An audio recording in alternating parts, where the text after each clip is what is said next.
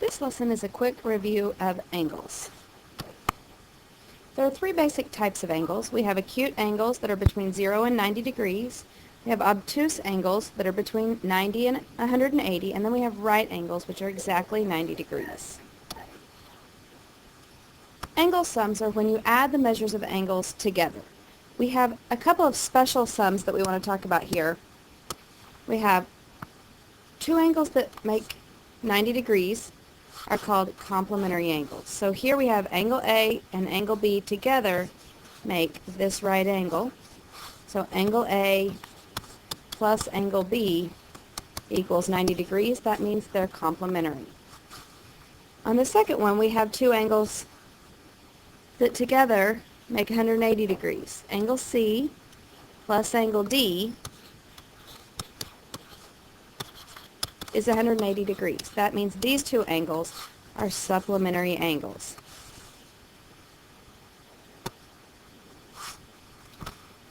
Here we have angles that are formed by parallel lines, and there are several special types of angles when we're talking about angles that are formed by parallel lines. The first is vertical angles, which are actually formed by any two intersecting lines. This angle and this angle are vertical angles. Vertical angles are congruent. That means they're equal. You also have another set of vertical angles, this angle and this angle. If you want to think about it, vertical is up and down, and these two angles are up and down from each other. These two angles are up and down from each other. So vertical angles are angles that are up and down from each other. That would not be the mathematical definition, but it does help make it make a little more sense. Alternate interior angles. Okay, alternate means they're going to be on opposite sides of the transversal. And let's just, here we have two parallel lines, and they are cut by a transversal. So opposite sides means one's going to be over here, and the other one's going to be over here.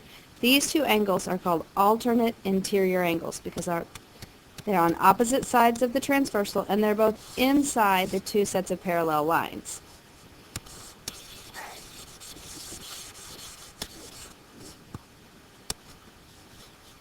These two angles would also be alternate interior angles, and they're also going to be congruent. If we look at these, this angle right here matches this one. So does this angle. If I take this angle and I turn it upside down, it now matches this one. So alternate interior angles are congruent.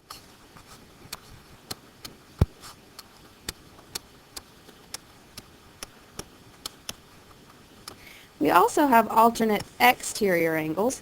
They're going to be on opposite sides of the transversal, but they're going to be on the outside of the parallel lines. These are also congruent.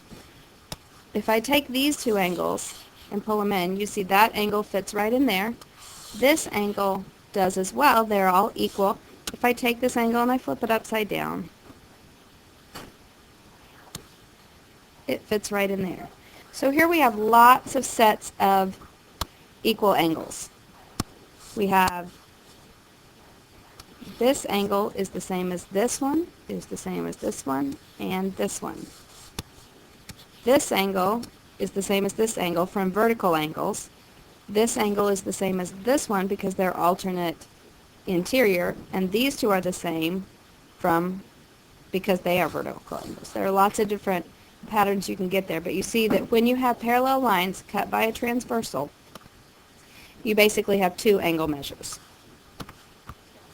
Identifying triangles. You can identify triangles a couple different ways. One is by sides. When you have three equal sides, you have an equilateral triangle. It's important to note you also have three equal angles when you have three equal sides. Scalene triangles have no sides the same, which also means none of their angles are the same. They all have to be different. In an isosceles triangle, you have two sides the same. Now, when you have two sides the same, these are all the ones that are the same, you also have two angles the same. And it's the angles that are opposite from the sides that are the same. So the angle opposite here is this one, and the angle opposite this side is this one. So these two angles are congruent, these two, and these two. They're often called the base angles. Base angles are going to be equal. You can also classify a triangle by its side. You've done this a lot. If it has one right angle, it's a right triangle. If it has all acute angles, it's an acute triangle. And if it has one obtuse angle, it's an obtuse triangle. Here's a few practice problems. If we're looking for the measure of x, what we need to notice is that these two angles are supplementary. They make a straight line. So x plus 47 has to equal 180 degrees.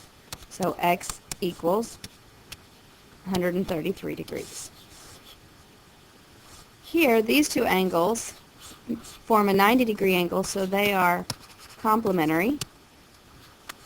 These were supplementary. So 75 plus x equals 90. So for that one, the missing angle is 15.